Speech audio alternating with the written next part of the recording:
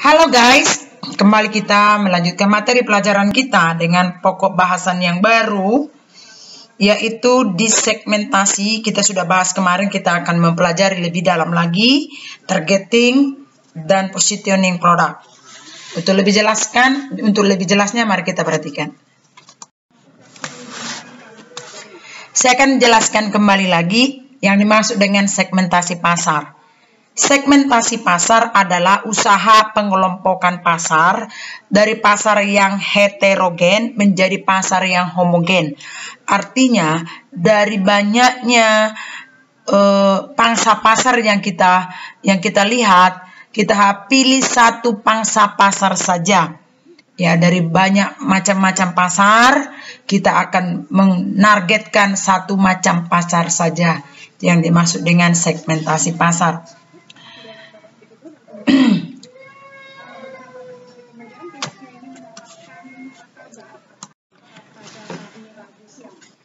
Untuk mengidentifikasi preferensi segmen, ada 3 pola segmentasi pasar yang dapat digunakan. Ini menurut pendapat Kotler tahun 2003. Pola tersebut adalah 1. Homogeneous preference atau preference homogen, yaitu merupakan pola yang menunjukkan bahwa konsumen memiliki referensi yang sama terhadap produk atau jasa yang ditawarkan. Jadi kita sebagai peritel atau pebisnis memilih satu pangsa pasar saja, homogeneous, satu saja. Homogeneous reference yaitu konsumen yang memiliki referensi yang sama terhadap produk atau jasa yang ditawarkan. Contoh seperti minuman aqua. Minuman aqua, air mineral yang isi ulang, namanya aqua, itu diperuntukkan untuk semua kalangan masyarakat, baik miskin, kaya, menengah, semua punya pemahaman yang sama terhadap produk aqua. Semua orang, sekali lagi, bahwa di lingkungan kita ada macam-macam air mineral. Ada Le Mineral, ada SMS, ada Murakua. Tapi masyarakat tetap memberikan penilaian yang sama terhadap produk yang ditawarkan, yaitu aqua. Semua orang memberikan pemahaman yang sama, penilaian yang sama terhadap satu produk. Itulah yang disebut dengan homogeneous reference. Yang kedua adalah diffuse preference. Diffuse preference yaitu merupakan pola yang menunjukkan bahwa konsumen memiliki preferensi yang beragam terhadap suatu produk atau jasa yang ditawarkan. Di mana di sini konsumen menilai secara beragam terhadap produk yang ditawarkan. Tidak satu pendapat, konsumen tidak satu pendapat terhadap satu produk yang ditawarkan di masyarakat. Ini tergantung dari masyarakat tersebut menilai produk tersebut. Ada masyarakat yang mengatakan bahwa produk itu bagus, suka, tapi ada lagi yang mengatakan kurang bagus dan tidak suka. Artinya di sini cocok dengan tidak cocoknya produk tersebut terhadap konsumen itu beragam, tidak sama. Yang berikutnya adalah cluster preference, yaitu preference yang mengelompok, merupakan pola yang menunjukkan bahwa konsumen memiliki preference yang berkelompok, di mana konsumen yang berada dalam satu kelompok memiliki kesamaan reference. Ini adalah pendapat satu kelompok konsumen sama terhadap sebuah produk. Contoh, misalnya katakanlah makanan babi panggang. Makanan babi panggang untuk satu kelompok itu tidak masalah, tidak apa-apa, sehat dan sah-sah saja. Itu untuk satu kelompok. Tetapi untuk kelompok yang lain itu tidak berlaku. Jadi penilaian konsumen terhadap satu barang, terhadap satu produk itu, satu kelompok itu sama penilaiannya.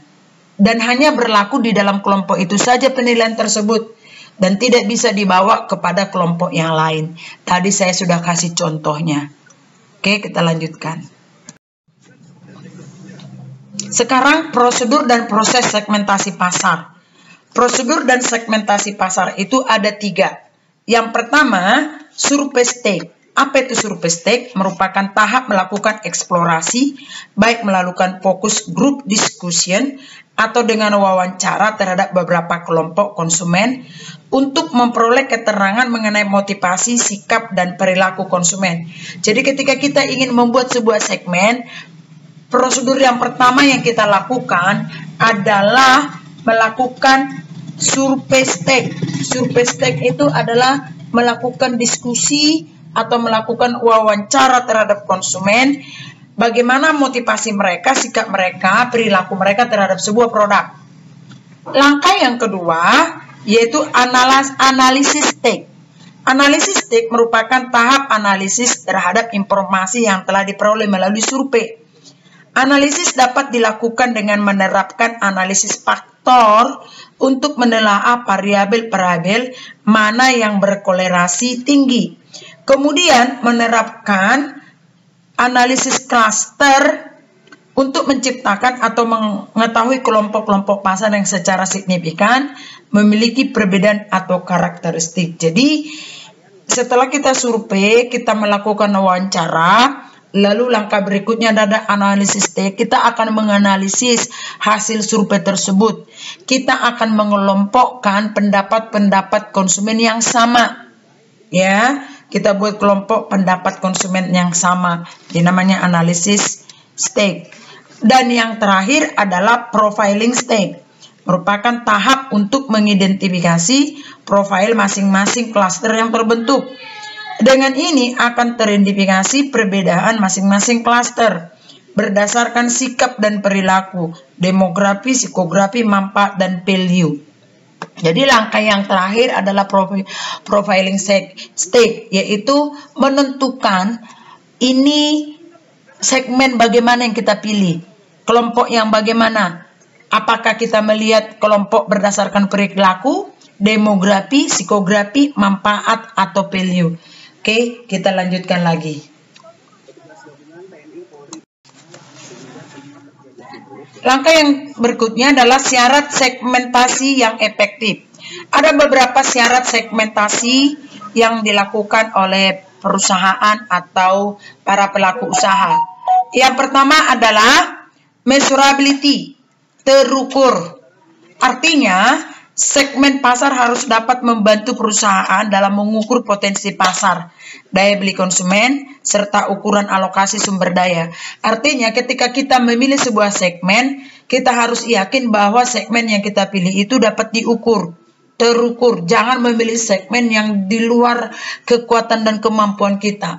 Terukur. Contohnya misalnya kita memilih segmen yang memiliki pendapatan menengah ke atas. Yang menengah ke atas itu kira-kira besarannya berapa? Apakah pendapatan yang menengah ke atas itu adalah masyarakat yang memiliki pendapatan 5 juta ke atas? Itu yang kita sebut kategori golongan menengah ke atas. Jadi bisa diukur. Yang kedua, substansial atau banyak. Artinya segmen tersebut harus besar dan profitabel untuk dilayani. Jangan memilih segmen yang kurang memberikan keuntungan. Ada profitabel yang memberikan keuntungan kepada kita. Dan yang ketiga, accessible, dapat diakses. Artinya segmen tersebut harus mudah dijangkau untuk dilayani. Jangan memilih segmen yang sulit kita jangkau. Ada jalan ke sana, ada listriknya, ada fasilitas umum lainnya. Ini memudahkan kita untuk menjangkau segmen tersebut. Yang keempat adalah diferensiabel, yang artinya dapat dibedakan. Diferensiabel artinya segmen tersebut dapat dibedakan dengan jelas. Jadi segmen yang kita pilih dengan orang yang buat tentu berbeda. Contoh, kita sama-sama menjual HP.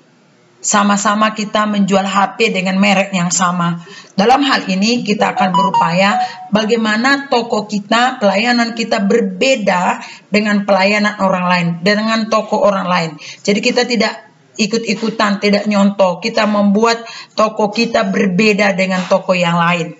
Dan yang berikutnya adalah actionable atau dapat dilayani.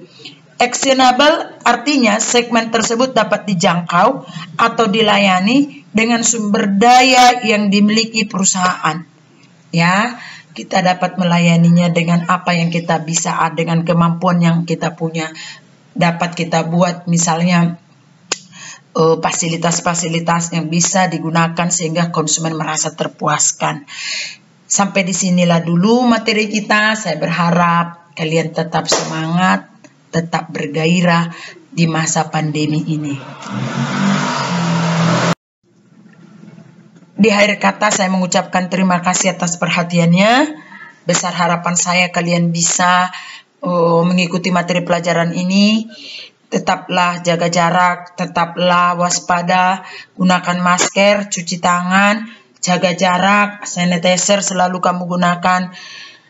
Kalau tidak begitu penting, janganlah keluar dari rumah, tetaplah di rumah. Karena pandemi ini sepertinya semakin hari bukan semakin baik keadaannya, semakin mengerikan kabar-kabar yang kita dengar. Doaku kita tetap selamat, kita boleh berjumpa kembali di lain waktu. Terima kasih. Kamsia. Sesi, thank you.